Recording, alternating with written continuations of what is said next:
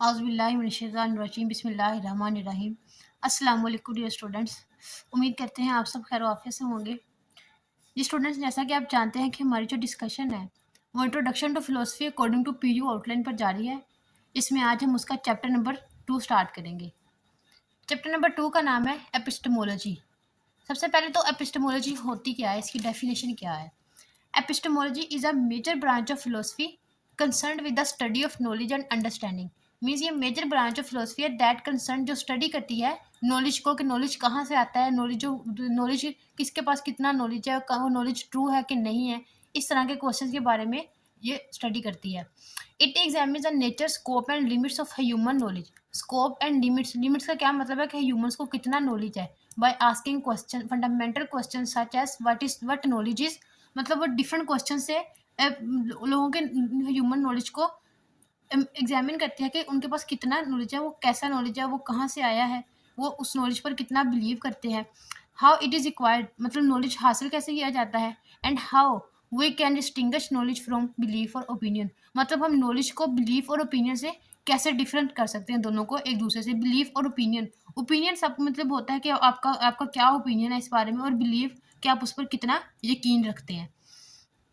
Epistemology also investigates the sources of knowledge including, मतलब epistemology जो है, जो आज इन्वेस्टिगेशन करती है, जो जिस सोर्सेज से हम नॉलेज हासिल करते हैं, उन क्या है वो सोर्सेज हमें जो नॉलेज प्रोवाइड कर रहे हैं वो ट्रू हैं या नहीं है। Including perception, reason, memory and the testing and evaluating how reliable these sources in providing true knowledge. Means कि ये जो सोर्सेज हैं ये कितने रिलायबल हैं कि ये हमें ट्रू नॉलेज प्रोवाइड करें। आगे मोस्ट इंपॉर्टेंट क्वेश्चन आ रहा है, is knowledge is a true justified belief. क्या नॉलेज ट्रू जस्टिफाइड बिलीफ है।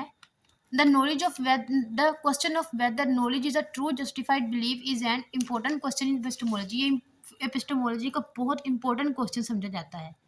Traditionally philosophers have defined knowledge as justified true believe, मतलब जो फिलोसफर्स हैं उन्होंने डिफाइन किया है नॉलेज को ऐसे कि कोई भी क्लेम है, कोई भी प्रोपोजिशन है, वो जस्टिफाइड हो, ट्रू हो और बिलीव हो। थ्री कंडीशंस है फॉर समवन हैविंग नॉलेज। अब वो तीन कंडीशंस कौन कौन सी हैं। It means that for a person to know something, किसी भी इंसान के लिए कुछ जानना कैसे को साबित होगा कि वो कुछ जानता है या उसको कोई नॉलेज है। Three condition should be satisfied such as the person must believe the proposition, मतलब जो वो क्लेम या प्रोपोजिशन कर रहा है वो उस पर बिलीव रखता हो। The proposition must be true, वो प्रोपोजिशन ट्रू हो, and person have good reasons और justification for believing it. Means उसके पास एक प्रॉपर रीज़न हो, कोई उससे पूछे कि आप इस पे बिलीव क्यों करते हैं, तो वो इसका प्रॉपर आंसर दे कि जी ये वजह है मैं इस चीज़ पे बिलीव करता हूँ। उसके पास प्रॉपर रीज़न होनी चाहिए। आइए इसको एग्जाम्पल से इलस्ट्रेट करते हैं। For example, if a student looks at the working clock, मतलब एक स्टूडेंट है वो अपने क्लॉक की तरफ देखता है तो उस वक्त क्लॉक पर 10 बजे हैं। फिर वो उस पर बिलीव भी करता है कि that is it is 10 AM, मतलब वो उस पर बिलीव करता है कि ये वाकई 10 बजे हैं उस क्लॉक के पे। And it is actually 10 AM, मतलब वो जस्टिफाइड भी है कि जो वो 10 ही बजे हैं। Then the students believe is true, मतलब उसका बिलीव जो है वो ट्रू है। एंड जस्टिफिकेशन उसकी जो वो जस्टिफाइड भी है, उसकी प्रॉपर जस्टिफिकेशन है कि वो क्लॉक पे 10 AM ही है। And it seen reasonable to say that, मतलब ये रीजनेबल है to say that the student has knowledge. अगर तो वो तीन कंडीशन उसकी सेटिस्फाइड है कि वो जस्टिफाइड भी है, ट्रू भी है और उसको बिलीव भी है, तो हम कह देंगे कि स्टूडेंट के पास नॉलेज है। आगे आता है जी गैटियर प्रॉब्लम। अब गैटियर प्रॉब्लम क्या है। एक साइंटिस्ट था जिसका नाम था गैटियर, उसने उसने फिलोसफर्स ने कहा था कि किसी भी चीज़ इंसान के लिए नॉलेज होने के लिए ज़रूरी है कि उसका जो वो क्लेम कर रहा है या वो प्रोपोजिशन दे रहा है वो जस्टिफाइड हो, ट्रू हो और उसको बिलीव भी हो। लेकिन ये जो गैटियर था इसने उनको क्रिटिसाइज किया है। वो कहता है कि ये थ्री कंडीशन सिर्फ नेसेसरी नहीं है, एक एडिशनल कंडीशन रिक्वायर्ड है, मतलब एक एडिशनल कंडीशन ज़रूरी है फॉर हैविंग समवन नॉलेज। और वो एडिशनल कंडीशन क्या है वो हम इसमें पढ़ेंगे। The Gettier problem shows that knowledge cannot be adequately defined as justified true belief, कि हम नॉलेज को एडिक्वेटली ये प्रॉपरली डिफाइन नहीं कर सकते कि जी ये जस्टिफाइड ट्रू बिलीव है। जस्टिफाइड ट्रू और बिलीव होगा तो वो नॉलेज कहलाएगी। Would he demonstrated that a person can hold a believe that is true, वो कहता है फर्ज करें कि ये एक इंसान है वो उसके पास कोई भी बिलीफ है वो ट्रू है। And well justified. अब वो वेल जस्टिफाइड भी है, उसने उसको रीजंस दे के उसको एक्सप्लेन किया है जी ये रीज़न है और इसलिए मैं इस पे बिलीव करता हूँ। वो कहता है yet still fail to have knowledge, मतलब अभी भी वो नॉलेज हासिल करने में नाकाम है, because the truth of the belief results from luck rather than the proper connection to reality. मतलब जो ट्रूथ ऑफ बिलीफ है, जो मतलब उसके जो ट्रू वैल्यू है, अब देखें साइंटिस्ट एक्सपेरिमेंट करते हैं, बहुत सी डिस्कवरीज करते हैं, वो हमें रिजल्ट्स देते हैं कि जी हमने इनको इस रिजल्ट से प्रूव किया और ये चीज़ ऐसे है, ये ऐसे है, वो कोई भी हमें वो दे देते हैं, फाइनल रिजल्ट दे देते हैं, हम उन पे बिलीव कर लेते हैं जी। अब साइंटिस्ट ने दरियाफ्त किया बाय एक्सपेरिमेंट, तो हम उस पे बिलीव करते हैं। लेकिन वो कहता है कि वो नेसेसरी नहीं है, हो सकता है कि जो उनकी ट्रुथ वैल्यू आई है, जो उनका रिजल्ट आया है, वो ठीक हो ही ना, उनका ऑपरेटर्स खराब हो और उनको इस बारे में उसका इल्म ही ना हो। वो कहता है कि result from luck, truth of the belief, मतलब ट्रुथ ऑफ बिलीफ जो बिलीफ की ट्रुथनेस है, result from luck, by luck कह के वो ट्रूथ ट्रू हो, rather than the proper connection to reality, जिसका लेकिन उसका बजाय इसके कि उसका रियलिटी से कोई कनेक्शन हो, उसका रियलिटी से कोई कनेक्शन नहीं होगा, वो बाय लक है जी ट्रू हो जाए या फिर ना हो। आगे वो कहता है in Gettier style cases the justification relies on false assumptions, मतलब जस्टिफिकेशन जो है वो फॉल्स अजम्पशन पे भी रिलाई कर सकती है। मीन्स अजम्पशन जो जस्टिफिकेशन की मतलब उनको एज्यूम किया गया होगा, एजम्पशंस पे रिलाई करता होगा उसको जस्टिफिकेशन, लेकिन even though the conclusion happens to be true. वो कहता है कि जस्टिफिकेशन हो सकता है एज मतलब वो assumptions पर रिलाई करे, लेकिन उसका रिजल्ट ट्रू आ जाए, इसलिए हम इस ट्रू जस्टिफाइड बिलीव को नॉलेज नहीं कह सकते। This reveals that justification truth and belief are not sufficient for knowledge and that an additional condition is needed for knowledge। मतलब वो कहता है कि एक एडिशनल कंडीशन रिक्वायर्ड है फॉर हैविंग नॉलेज। आगे आती हैं जी 3 डिफरेंट थ्योरीज ऑफ नॉलेज। अब नॉलेज की 3 थ्योरीज हैं, वो कौन-कौन सी हैं? सबसे पहले आता है जी स्केप्टिसिज्म। स्केप्टिसिज्म क्या कहता है? Scepticism began in the ancient Greek with the philosopher Pyrrho of Elis, मतलब एक फिलोसोफर था पायरो ऑफ एलिस, उसने इसको स्टार्ट किया, उसने इसको दरियाफ्त किया था। Scepticism is a philosophical theory that encourage doubt, critical thinking and questioning rather than accepting belief blindly. Scepticism क्या कहती है कि आपको एनकरेज करती है कि आप किसी चीज़ के बारे में सोचें, उसके अबाउट क्वेश्चंस करें, मतलब आप ऐसे, अब अगर आपको साइंटिस्ट कोई बिलीफ दे रहे हैं कि जी अब फर्ज करें कोई भी है, जैसे अब जो ज़मीन है अपने मदार के गिर्द गर्दिश करती है, हम सबका इस पे बिलीव है क्योंकि ये साइंटिस्ट ने दरियाफ्त किया है। लेकिन वो कहता है कि कोई भी आपको बिलीफ दिया जाता है कि ये बिलीफ ट्रू है, आप उसको एज़ एक्सेप्ट ना कर लें कि जी ये ट्रू कह दिया गया है तो ये ट्रू है। आप उसके बारे में क्वेश्चंस करें, उनको ऐसे एक्सेप्ट ना करें कि जैसे आपको दे दिए, लेकिन उनके बारे में सोचें कि अगर ये ट्रू है, ये क्यों है, इसके पीछे क्या रीज़न है, उनके ऊपर डिफरेंट क्वेश्चंस अरेज करें। वो कहता है it teach us to demand strong evidence, मतलब ये हमें सिखाता है कि आप किस strong evidence before accepting any belief. आप उनसे पहले स्ट्रॉन्ग रीजंस मांगे कि जी अगर ये बिलीफ ट्रू है तो ये क्यों है, उनके ऊपर क्वेश्चंस करें। ट्रूथ और knowledge claim, a sceptic is someone who denies that we have genuine knowledge.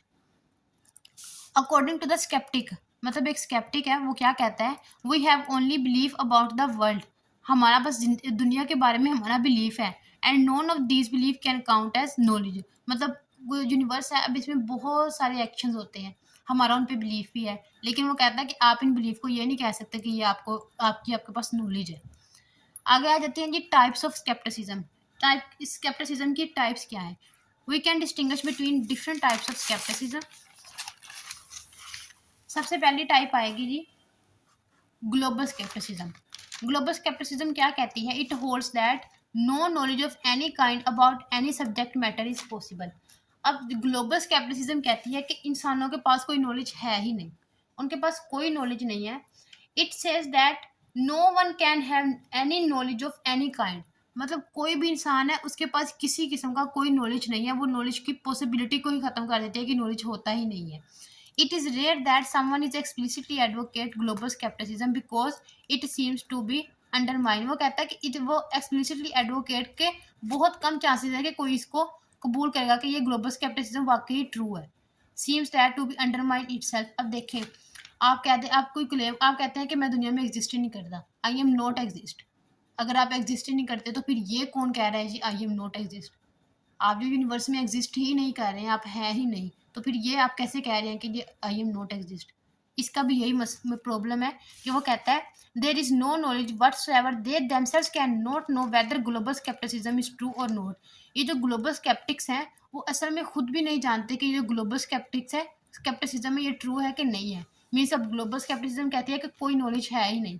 तो इसके बारे में ग्लोबल स्केप्टिक्स का भी यही राय है कि वो खुद भी नहीं जानते कि ये ट्रू है कि फॉल्स है। आगे आती है जी लोकल स्केप्टिसिज्म।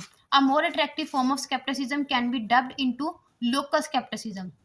लोकल स्केप्टिसिज्म क्या कहती है, वो वो इस तरह वो नॉलेज की पॉसिबिलिटी को ख़त्म नहीं करती, वो टोटली नॉलेज को रिजेक्ट नहीं कर देती कि नॉलेज है ही नहीं। वो नॉलेज को एक्सेप्ट करती है, लेकिन वो क्वेश्चंस करती है difference about different subjects, different methods of acquiring knowledge.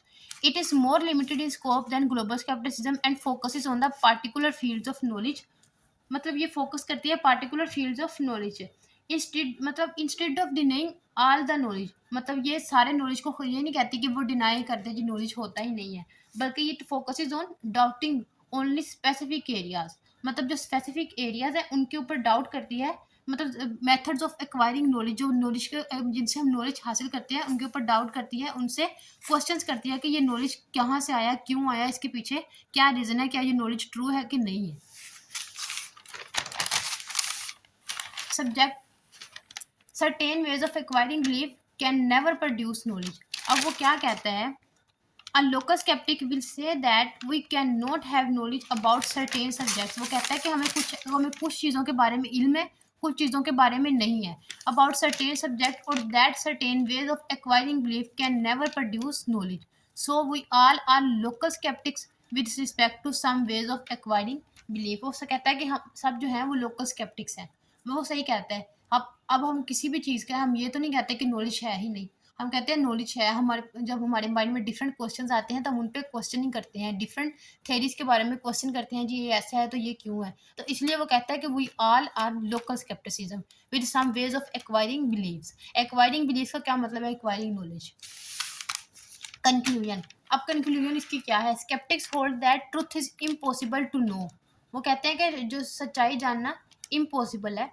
So we should always suspend judgement, हमें जजमेंट को सस्पेंड करना चाहिए, एंड अवॉइड सर्टेनिटी। सर्टेनिटी का क्या मतलब है, किसी ने कुछ कह दिया तो हम उस पर यकीन करने के ये जी ठीक है, अब इसके अलावा कोई सेकंड पॉसिबिलिटी नहीं है। According to Pyrrho every idea has an opposite argument. वो कहता है कि कोई भी आर्ग्यूमेंट है, कोई भी प्रोपोजिशन है, कोई भी क्लेम है, उसकी एक ऑपोजिट साइड ज़रूर होती है। So we should not consider any opinion as final. हमें किसी भी ओपिनियन को फाइनल कंसिडर नहीं करना चाहिए कि जी ये ओपिनियन है, इसके अलावा कोई कंडीशन नहीं है। हमें हमेशा उन पे क्वेश्चंस करने चाहिए, उन पे डाउट्स करने चाहिए, तभी हम सही ट्रू वैल्यू की तरफ पहुंचते हैं। आगे आता है जी डिकार्ड्स क्वेस्ट फॉर सर्टेनिटी।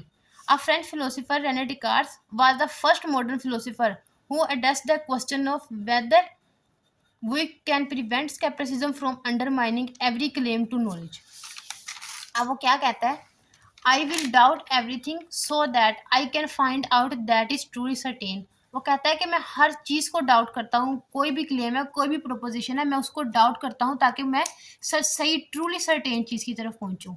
वो हर चीज़ को एज अ ब्लिंडली जैसे आपको दे दी गई है वो एक्सेप्ट नहीं कर देता, वो उसके बारे में क्वेश्चनिंग करता है, उसके बारे में थिंकिंग करता है, वो सोचता है ऐसा क्यों है, इसके पीछे क्या रीज़न है, ये कहाँ से आया।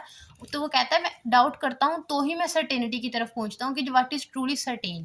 थ्रो हिज डाउट मीन्स जब उसने ये अपनी ये वाली डाउटनेस की, ये अपनी थ्योरी दरियाफ्त की, फिर वो एक फेमस कंक्लूजन पर पहुंचा। वो कहता है I think therefore I am, मैं इतना समझता हूँ कि मैं हूँ। He said that if you want to search for truth then once in life doubt everything. अगर आप सच्चाई को जानना चाहते हैं तो अपनी ज़िंदगी में हर चीज़ को डाउट करें। According to Bertrand Russell, the problem with the world is that the stupid people are 100% sure of their ideas.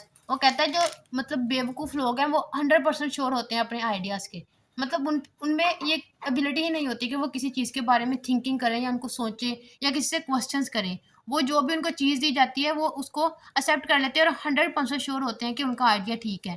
And intelligent once, जो इंटेलिजेंट लोग होते हैं, जो समझदार होते हैं, ऑलवेज फुल ऑफ डाउट, मतलब वो हमेशा डाउट्स पे वो डाउट करते हैं हर चीज़ के बारे में, उसके बारे में मज़ीद सोचते हैं।